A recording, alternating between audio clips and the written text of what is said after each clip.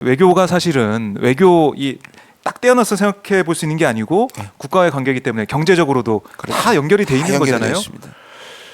만약에 바이든 대통령이 재선에 실패를 하고 트럼프 대통령이 다시 돌아온다.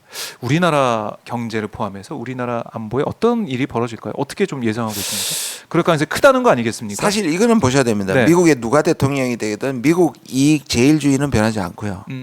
우리가 트럼프에 실망한 사람들이 자유무역이나 이런 데서 뭔가 국제기구, 국제협력에서 뭔가를 보여줄 것 같았던 바이든이 사실 트럼프 2.0이라는 얘기를 들었거든요. 그래서 뭐 보호무역주의를 내세운다든지 보조금 정책을 한다든지 사실 뭐 그런 거잖아요. 그런데 그래도 국제 규범 안에서 움직이려고 하는 거잖아요.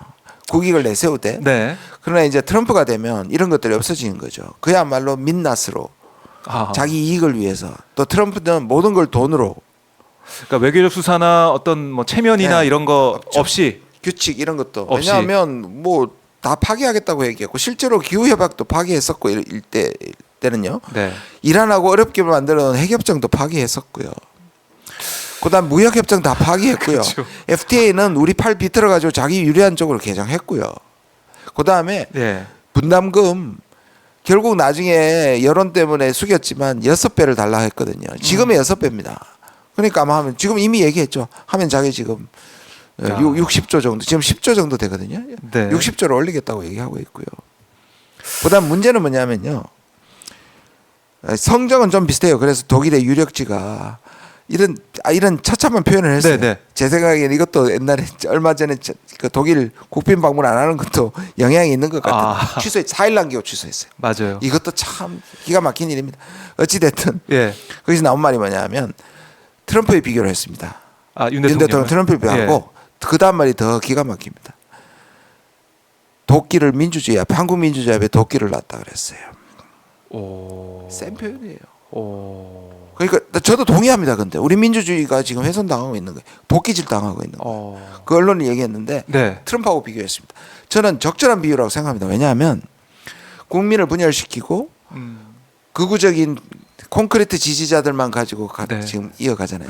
아까 말씀드린 것처럼 중국, 러시아, 이란, 북한만 적다는 내부적으로 노조, 진보, 기자님 저 다 적이란 말이에요. 지금 그렇게 하고 있으니까 트럼프에 보이는 거예요. 근데 둘이 만났을 때 어떻게 될까 재밌어요. 트럼프 대 트럼프, 트럼프와 트럼프 만나면 뭐 좋은 거 아닙니까? 근데 여기서 이런 거 있잖아요. 제가 다른 데서도 말씀을 드렸는데 이 찰스 틸리라는 사람이 굉장히 유명한 정치사학자입니다. 국제 정치는 조폭의 세계와 유사하다. 보스, 중간 보스, 행동 대원이잖아요. 그래서 이거를 미국이 지금 보면 한미일 협력인데 미국이 최종 보스고, 큰 형님, 작은 형님, 우리 행동 대원이잖아요. 우리가 사실 제일 앞에서 지금 앞에서 뭐 이 중국을 향해서 러시아를 향해서 우리가 가장 위험한 거잖아요. 근데 이 두 사람이 만나면 비슷한 사람이 만나면 어떻게 되겠어요? 트럼프가 특히 모든 걸 쥐고 있잖아요. 특히 한미 동맹이 제일 중요하다 그랬고 한미 확장 억제가 우리나라 안보에 제일 중요하다고 했는데 트럼프는 이걸 가지고 어떻게 할까요? 좋은데 네가 제일 중요하다고 했으니까 돈 내놔. 외통수에 걸리겠네요. 이걸 그러면 한미 동맹의 불안정이나 이 관계 악화를 무릅쓰고 그거를 대들 수 있는 사람인가요? 다 들어줄 겁니다. 다 퍼줄 거다.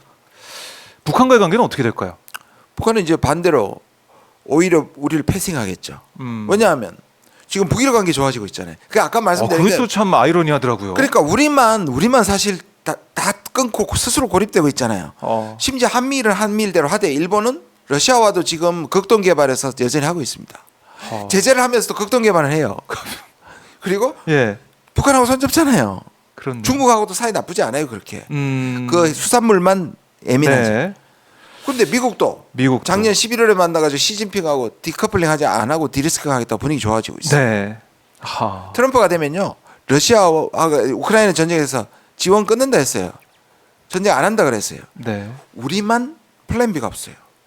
그러니까 만약에 전쟁이 끝나고 미국과 러시아 관계가 좋아진다. 그럼 우리는 거기서 뭐 어떤 얘기를 할 것이며 지금 이 미국하고 북한 관계도 만약에 좋아진다고 하면 그러면 김정은 그래서 트럼프. 일부 진보에서는 예. 트럼프가 바이든이 워낙 방치해 놓으니까 그렇죠. 트럼프가 2018년의 꿈을 우리 희망을 다시 돌려줄 수 있다고 생각하는데 저는 그거 쉽지는 않아요. 뭐 러브레터 주고 받듯이 다시 한번. 뭐 지금도 그런 얘기해요. 예. 우리 관계는 좋았다. 망친 건 저 볼턴 때문이다. 볼턴 욕을 계속 볼턴 탓을 하거든요. 네. 그러면 뭐 갈 수도 있다고 보는데 이제 북한이 입은 상처가 너무 커서 북한이 옛날만큼 그렇게 선뜻 잡을지는 잘 모르겠지만 네. 어찌 됐든 한국 정부를 패싱할 거는 확실합니다. 아. 근데 그 당시에도 사실 문재인 대통령이 정말 중간에서 역할을 해서 그렇죠. 역할을 통해서 네. 그러니까 북미 간의 관계가 뭐 좋아진 면이 있는데 윤 대통령 그런 역할을 할 수 있을 것인지. 오히려 방해할 수도 있습니다. 그러니까 미국 입장에서는 걸리적거릴 수 있다 걸리적거릴 이런 수 생각할 있죠. 수 있네요. 지금 사실 북일 정상회담도 그 일본이 계속 이제 한국 정부의 눈치를 보고 있거든요. 그러니까 눈치를 본다는 말은 한국이 싫어한다고 안 한다는 게 아니고 할 겁니다. 할 거지만 한국이 장애물이라고 생각하죠. 그래요. 지금 말씀을 쭉 들어보니까 너무 암담합니다. 그러니까 지금 상황도 그렇지만 앞으로 펼쳐지게 될 미국이 정권이 바뀌게 되고 그렇게 되면 또 어떻게 이 국제 질서가 변하게 될지 거기에 우리가 어떻게 대응할 수 있을지. 제가 그 급한 마음 때문에 네. 제가 뭐 지금 뭐 전체적 컨디션도 안 좋은데 제가 급한 마음에 사실 뛰어든 거거든요. 저 일주일밖에 안 됐습니다. 결심한 지. 딱 일주일 됐습니다. 지난 월에 일주일 8일 됐네요. 아니 뭐 집에서는 뭐 별 말씀 안 하셨어요? 반대하죠. 다들 반대하시더라고요. 반대합니다. 다들 이겨내시고 다들 축하만 하는 게 아니라 축하 뒤에 꽁 따라 나와 왜 그렇게 힘든 길을 선택했냐고요. 근데 너무 조급하고 긴급하고 이런 게 제가 그리고 강연하고 방송하는 것만으로 너무 한계를 좀 느끼는 거예요. 제가 그 역할을 많이 오래 해왔지만 그래서 결국에는 이제 플레이어가 돼야 된다. 네. 직접 행동을 해야 되는 인생을 하신 거잖아요. 예, 그래서 나머지 인생을 바치기로 했습니다. 큰 결심하셨는데 조국 혁신당 6호 영입 인재지만 비례 6번은 아니다. 다시 한번 여러분들이 선거인단에 많이 들어와 주셔서 선거인단은 그냥 인증만 하면 됩니다. 휴대폰 인증만 하면 되니까 쉽게 할 수 있네요. 예. 거기서 선택을 하는 거 남자 2명, 여자 2명 선택을 하는 건데 결과는 어떻게 될지 모르겠지만 어쨌든 이런 비장한 마음으로 와 정말 행동해야 된다, 큰일 난다 이런 마음으로 들어오신 거잖아요. 국회에 만약에 들어가게 된다면 어떤 역할을 하실 걸로? 전 제 1호 법안은 대만 유사시 한국군이 개입을 하지 않는다. 제 1호입니다. 제가 이것도 꾸준히 야당에게 얘기했습니다. 한국 사람들 중에 누가 우리의 분단 상황을 외면하고 근데 미국은 지금 한국하고 일본을 대만 유사시에 투입하려고 하고 있습니다. 근데 그게 사실 가능할까요? 국민은 이렇게 반대를 하고 있는데. 왜냐하면 미군이 여기 있는 게 여기가 기지가 될 거 아닙니까?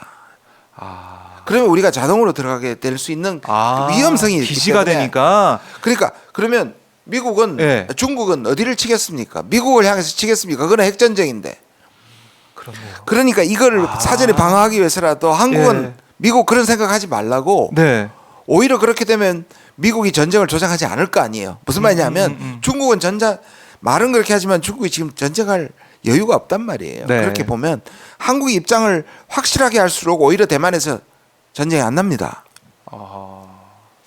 그렇네요. 그래서 법안을 통해서 최소한 결의안 아니면 법안을 통해서 그리고 우리 예를 들어 한미 동맹은 지금 우크라이나에도 파병할 수도 있는 여지가 가능성을 얘기를 했잖아요. 아직 그렇지만 우리가 파병하는 것은 반드시 국회의 동의를 받아야 되는데 이것도 사실 법안을 만들어야 됩니다. 그 결의안 법안 이걸 통해서 우리의 입장을 확실히 하는 게 중요하다. 두 번째는 좀 장기간인데요. 지금까지 대부분의 네트워크가 어떤 얘기냐면 여기에 보수 신문이 띄우면 미국에 있는 보수학자가 그 얘기를 하고 그러면 진보 정부가 들었을 때는 거기에 반대하면 한미 동맹이 위험하다라고 해가지고 또 여기 보수 신문이 띄웁니다. 이 협업 관계가 있습니다. 그래요.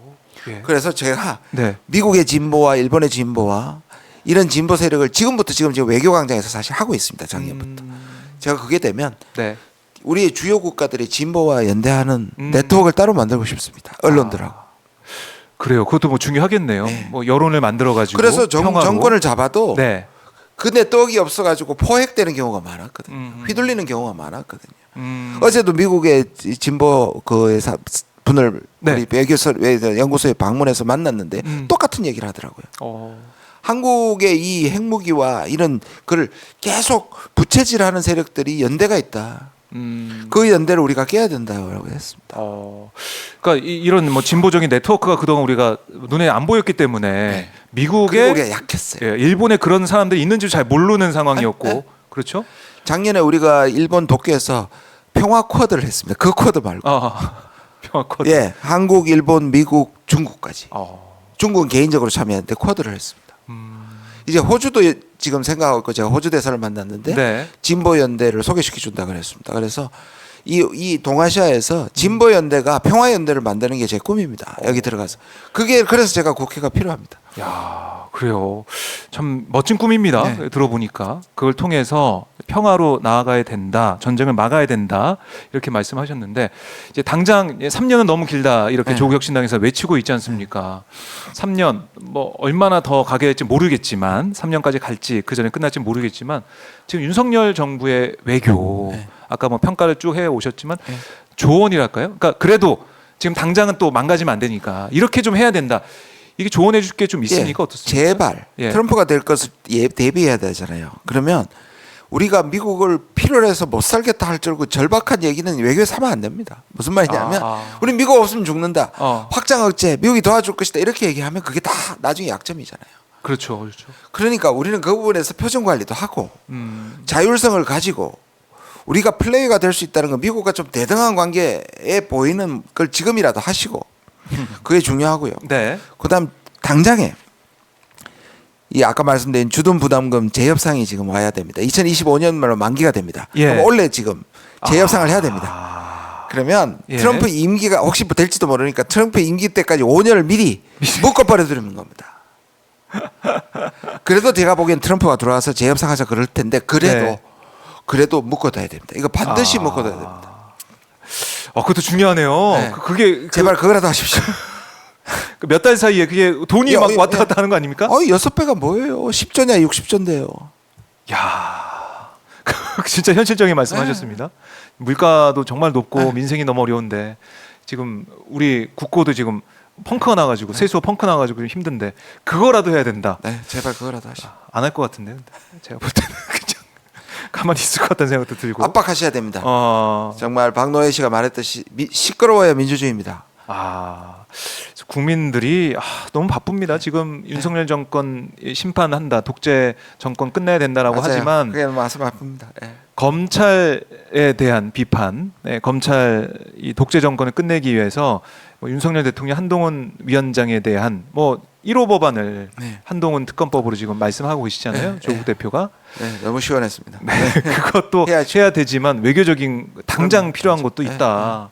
이것도 우리가 간과하지 말아야 된다 이런 생각을 하게 되는데 조국 대표와 얘기를 하고 여러 가지 또 의견도 나누고 계실 텐데 조국 혁신당 지금 민주당 지지층에서는 좀 걱정을 좀 하는 것 같아요. 이게 나눠질 수 있다. 보완제가 아니라 대체제가 돼가지고 표 나눠 먹게 갈라 먹게 할 수 있다. 그러면 국민의힘에 도움되는 거 아니냐 이런 얘기하는 것 같아요. 그럼요. 말씀하신 건 걱정이 되는 건 사실이에요. 사실이에요. 그래서 저도 민주당에 있었고 민주당 사실 동북아 평양 협력이라는 위원장을 했던 당직까지 했던 사람이에요. 그런데 두 가지를 생각하셔야 될 것 같습니다. 민주당이 갖고 있는 그래서 중도층에 대한 포용성을 유지하려면 민주당이 아주 과격한 얘기를 할 수가 없잖아요. 그래서 조국 대표가 우린 조금 더 오른쪽에서 조금 더 진보적에서 쇠빙선이 되겠다. 뒤에 모함. 이 얼음을 깼을 때 저는 그 말이 너무 좋았고요. 그다음에 저를 판단했을 때 그러니까 저를 영입했을 때 그게 제가 외교적 시각에서 조금 더 진보적이고 조금 더 좌측에 있는 것이 마음에 들었다고 했고 그게 필요하다고 말씀하셨어요. 그래서 제가 저나 조국혁신당이 그런 역할을 할 수 있거든요. 두 번째는 제가 숫자로 말씀드릴게요. 과거에 이제 민주당 비례하고 국민의 비례가 30% 각축을 벌였습니다. 그런데 민주당의 비례는 약간 줄었을지 모르지만 혁신당이 올라오면서 합치면 40%가 넘었어요. 이 말은 뭘 말하냐? 파이가 커지고 있다. 그리고 중도층을 불고 오고 있기 때문에 네. 그리고 이 선거가 끝나면 연합과 협력을 한다고 하시고 생각하시고 그래서 지민 비조 또는 비조 지민 예. 하시면 좋겠습니다. 이재명 대표와 조국 대표가 만나서도 네. 제일 이제 앞세운 게 윤석열 정권 폭정을 네. 중단시켜야 된다, 멈춰야 된다. 네. 거기에 의기투합을 했다라고 볼 수 있으니까 결국에는 함께 간다. 네. 다 함께하면 200도 가능하지 않겠습니까? 200도 가능하다. 그래요. 그러니까 이 민주당에서 계속해서 걱정하고 있지만 그게 아니라 파이는 커지고 있다. 커지고 있다고 생각합니다. 이렇게 보고 계시는 거고. 자, 이렇게 되면 국민의힘도 아마 많이 좀 긴장을 하고 있을 것 같은데 한동훈 위원장의 행보도 좀 보고 계실 거 아니에요. 뭐 여당의 행보니까 윤석열 대통령의 민생 토론회도 보고 있고 한데 어떻습니까? 여당의 이 정치 행보나 아니면은 민생 토론의 모습은 어떻게 보고 계세요? 어제 조국 대표가 정확한 말씀하셨는데 검찰 독재 황태자잖아요. 황태자잖아요.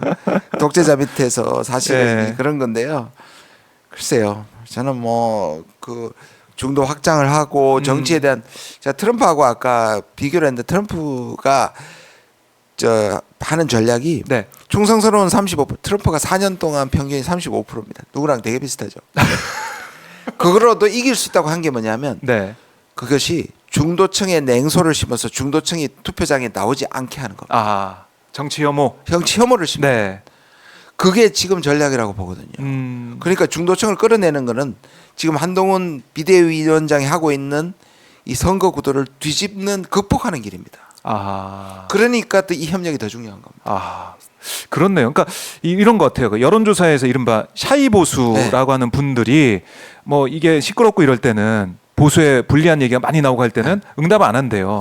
응답 안 해서 민주주의 진보가 많이 잡히는 여론조사 나오면 국민의힘이 많이 여당이 떨어진다라고 하는데 나중에 까보면 다를 수가 있다는 거예요. 왜냐? 여론조사에서 응답 안 하지만 투표장에 꼭 온다는 거예요. 샤이 보수는. 근데 샤이 민주당은 여론조사에 열심히 응답을 하는 사람이 샤이 민주당이 아니라 투표장에 안 오는 사람이 샤이 민주당이라는 거예요. 열심히 응답하다가 안 온 사람이 있다는 거예요.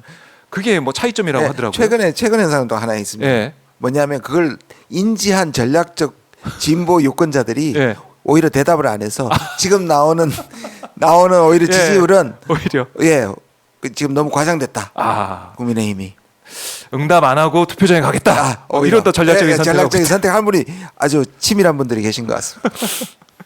그래요. 그러니까 이번 선거가 정말 중요하고 저희가 뭐 정치 얘기를 많이 했지만은 외교적으로 들여다봐도 심각하다.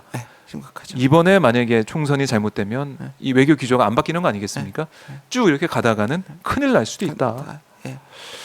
그런 절박감에 김준영 전 이 원장이 이제 들어오셨는데 조국혁신당 6호 영입 인재로서 활동을 하게 되실 것 같고요.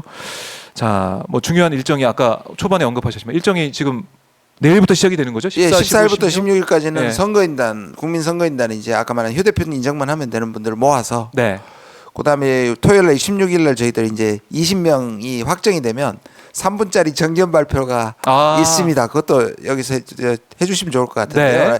그리고 17, 18일 이 양일간 투표를 한 다음에 6시 일요일 6시 마감이고 9시에 발표입니다. 진짜 너무 급진적으로 가니까. 근데 저 같은 신인한테는 좋습니다. 제가 이거 한 달 안 하면 사람 죽을 것 같습니다. 빨리 해버리는 게 낫다. 오히려. 아니 사실 방법도 잘 모르고요. 선거 하는 방법도. 그래서 오늘 뭐 이제 외교적인 지금 우리 국내에 처한 상황들 또 앞으로 어떻게 바뀌어야 되는지 말씀을 쭉 해주셔서 아마 많은 분들이 이해를 하고 계실 것 같고요. 외교적인 변화가 꼭 필요하다 이렇게 말씀을 하실 것 같습니다.